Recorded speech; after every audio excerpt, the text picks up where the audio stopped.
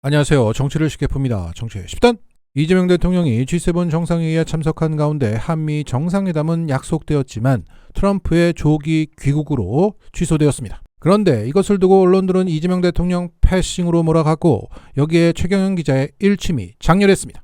G7 정상들도 차라리 안 만났으면 좋겠다는 분위기였다. 만나도 트럼프와 말싸움을 할 용자는 없다. 최대한 립서비스 칭찬 잔뜩 해주고 형식적 예의라고 하면서 슬쩍 눈치 주는 게 최선의 방안이란다. 이번 G7에서 확인할 수 있었던 것 중 하나는 미국의 우방국들과 미국의 생각이 어느 정도 이질적으로 벌어져 있을까를 그 수준을 가늠해 보는 것이다. 이런 말도 나온다. 자, 이것은 미국과 영국 언론들의 말들이다. 타블로이드도 아니고 100년이 넘은 세계 최고의 신문사들 기조가 이렇다. 그만큼 트럼프를 사실상 똘로 보고 있다는 인식, 그러니까 또라이라고 보는 인식이 이들 언론에게 있다는 뜻이다. 그런데 한국은 중동 사태 때문에 미국으로 급귀국한 트럼프를 두고 한국 이재명 대통령 패싱이라는 뉘앙스까지 나온다. 아무도 그렇게 생각하지 않는데 한국만 그렇게 생각한다. 이 정도면 병이다. 소아병적 집착, 미국의 사랑에 굶주려 미국이 눈짓만 줘도 눈짓이라도 줘야 마음에 안심이 되는 덜 떨어진 인간들. 어렸을 때 사랑을 못 받았던 게다. 늘 이런다. 그래서 한국 언론은 늘 세 가지 문제를 일으킨다. 첫 번째, 국민들도 그런 병적 집착, 국민 우선주의에 갇히게 한다. 두 번째, 국민들이 진짜 세상의 흐름을 못 보게 한다. 세계가 어떻게 돌아가는지 객관적으로 보여주지 못한다. 세 번째, 정부의 외교적 입지를 좁혀버린다. 사실상 정책의 범위를 가둬버린다. 그 감옥은 윤석열 내란 세력이 스스로 계몽되어 갇힌 정신적 감옥이다. 언론의 해악이 매우 크다. 특히 미국, 실용외교, 남북관계, 글로벌 시민으로서의 세계관 확장이라는 측면에서는 난 그렇게 생각한다. 자, 통렬합니다. 한마디로 이것들은 도저히 국산이 아니라는 거죠. 나라를 망치려고 작정한 겁니다. 그래서 친일 매국 4대 언론이라고 하는 겁니다. 그리고 오늘 JTBC와 SBS는 김건희의 주가 조작 사건에서 스모킹 건이 나왔다고 보도했습니다. 자, 이 보도들을 종합하면 도이치모터스 주가 조작으로 김건희를 깜빵을 보내려면 김건희의 미래에셋 계좌가 주가 조작에 동원되었다는 사실을 김건희가 인식하고 있다는 것을 입증해야 합니다. 그러면 미래에셋 증권사부터 압수수색을 해야 했지만 검찰은 하지 않고 무혐의로 종결했습니다. 하지만 올 4월 서울 고검이 재수사를 했고 미래에셋 증권사를 가장 먼저 털었는데 거기서 김건희 육성 녹취 파일 수백 개가 나왔다는 겁니다.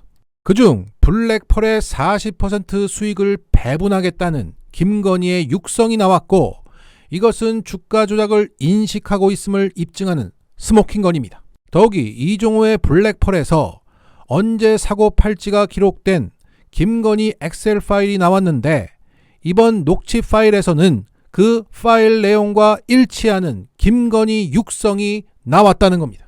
인지를 넘어 주가 조작에 직접 가담했다는 스모킹 건입니다. 수익을 나누고 가담까지 했으니 이건 공범이 아니라 주범이라는 거죠.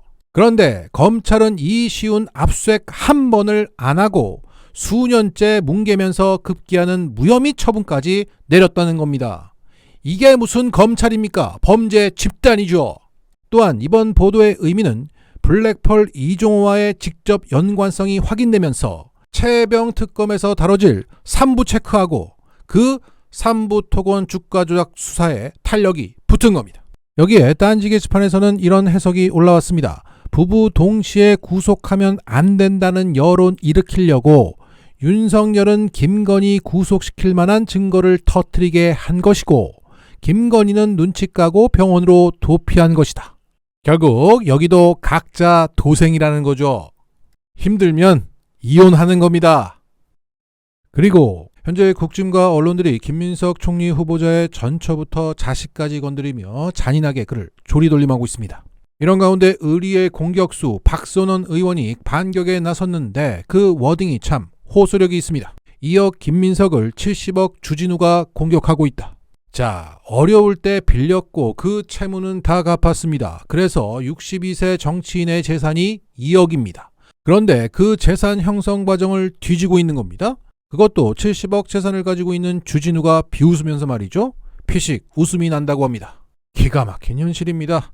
자, 국힘 주진우는 이렇게 말했습니다. 국회의원 아빠가 없는 사람은 서러워서 살겠나? 스폰서 정치의 말로다.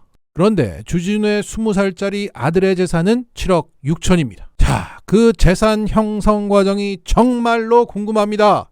이러한 극단적인 내로남불이 자행되고 있기 때문에 오늘 박선원 의원의 반격은 더 통쾌했습니다.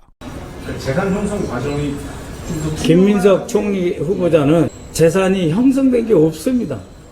벌어서 그냥 다 빚 갚고 겨우겨우 숨만 쉬고 살아온 거예요. 그렇지 않습니까? 그 부인 가게 하고 계시고요. 그러니까 그 과정을 이제 투명하게 공개하는. 그걸 왜 투명하게 공개를 해야 돼요? 과도한 요구죠. 왜냐하면 부인하고 같이 살면서 부인은 경제활동을 하고 계시는데 그런까지 다 해서 이야기하라는 거예요.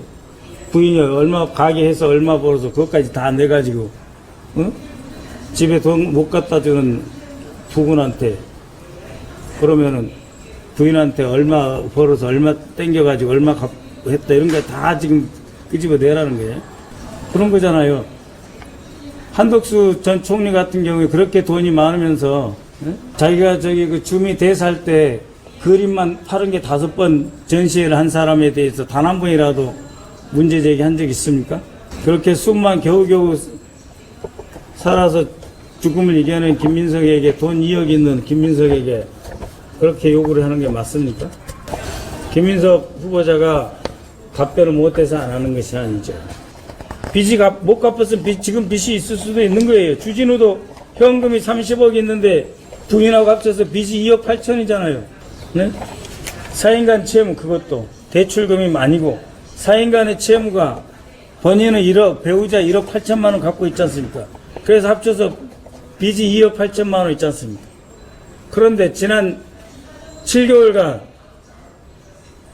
재산이 2억 4천만 원 늘었어요. 이것에 대해서 해명도 못하는 사람이 빚 다 갚고 겨우겨우 해서 지금 재산이 합쳐서 2억 있다는 사람한테 그게 말이 됩니까? 여기에 추미애 의원도 김민석 총리가 이 시기에 반드시 필요한 인재라고 지지의 뜻을 밝혔습니다. 내가 2016년 당대표 시절 야인이었던 김민석 후보자를 품었고 탄핵 국면에서 그에게 당 상황실 업무를 맡겼다. 그는 전략도 뛰어났지만 집중력이 대단했다. 하루는 머리를 다쳐서 왔다. 겹친 일로 잠을 며칠 못 잤더니 새벽에야 퇴근하던 중 자기도 모르게 졸았는지 오피스텔 엘리베이터 앞 기둥에 부딪혔다고 한다. 8년이 지나 다시 내란 세력이 쑥대밭을 만든 나라에 이제 그의 쓰임새가 왔다. 시간이 없다. 이재명 대통령은 마치 그 자리가 맞춤형인 듯 빈틈없이 잘 해나가고 있다. 김민석의 재능도 혼돈에 빠진 이 나라가 잘 활용하고 앞을 준비했으면 좋겠다. 추미애는 늘 옳습니다. 그리고 오늘 김민석 총리 후보자는 국힘을 향해서 이렇게 말했습니다. 대통령 선거에서 패배한 야당에서 총리 지명에 대해서 비판하거나 반대하는 것에 대해서 충분히 이해한다. 모든 문제에 대해 답할 것이고 청문회를 통과해 갈 것이다. 자, 패배자들이 울부짖는 거 이해한다. 하지만 나는 총리가 될 거야. 역시 김민석다운 일갈입니다. 이쯤 되면 나올 것은 다 나왔고 70억이 2억을 내란 세력이 국헌 수호 세력을 무너뜨릴 수 없다는 거죠. 이재명 플러스 김민석 플러스 김현종의 시대 정말 생각만 해도 가슴이 뜹니다. 마치겠습니다.